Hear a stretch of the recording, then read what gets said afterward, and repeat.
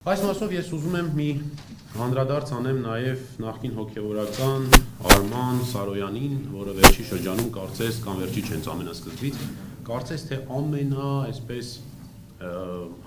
շահագրգիռ անձն է, քննչական կոմիտեից հետո երևի ամենաշահագրգիռ անձը ինքն էր։ Առաջին հերթին ինձ համար նախ քննչական կոմիտեի մասով անհասկանալի թե կամ գուցե հասկանալի է, ինչի են շահագրգռված իրենք մի ուղղությամբ այդ վարույթը իրականացնելու, հա։ Մենք ասում ենք, բերում ենք տվյալներ փորձաքննության եզրակացություն, որ այսպիսին է տեսագրություն, կեղծված է տեսագրությունը, փոխարեն այդ ուղղությամբ իրականացնեն քննություն, պարզեն թե ով է իրականացրել այդ կեղծիքը,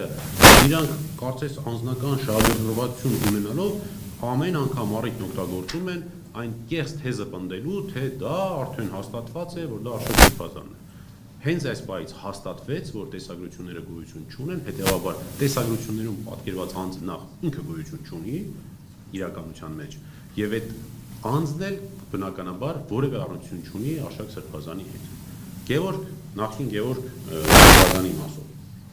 Կարծես թե ամենաշահագրգիռ անձանցից մեկը ինքը լինի, որ առիթը բաց չի թողնում ամենատարբեր հարցազրույցներում անդադար պնդումներ անելու, թե դա հաստատված փաստ է, թե դա եղած փաստ է, կարծես չգիտեմ, կամ նկարանում նա ինքը իրականացրել, կամ դրա մոնտաժը։ Երկուսից մեկը գոնե պիտի իրականացրած լիներ, որ նման պնդում աներ։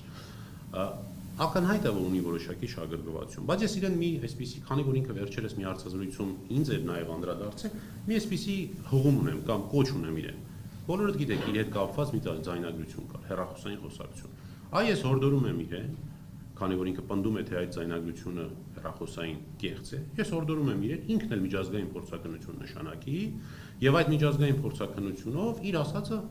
փորձի հաստատել։ Տեսնենք, ընդ որում պարտադիր չի միջազգային փորձաքննություն, այդ փորձաքննությունը նաև Հայաստանի Հանրապետությունում էլ կարող է իրականացնել եւ ես վստահեցնում եմ որպես փաստաբան, որ ամենատարբեր գործերով նման փորձաքննությունների մասնակից եմ եղել, բավարար են տվյալները, որպեսզի փորձագետը հաստատի կամ հերքի այդ ձայնը, որ հնչում է իրեն իր ձայնն է թե ոչ։ Հետևաբար կալանքում գտնվող անձի հետևից բամբասելու փոխարեն եւ այդ առիթը օգտագործելով, որ անձը գտնվում է կալանքում, ճիշտ կլինի ինքն էլ մի ուժ գտնի իր մեջ եւ իր կողմից այդ ձայնագրությունը ուղարկի փորձաքննության, որպեսզի տեսնենք այդ ձայնագրության հետ ինքը առնչություն ունի թե չունի։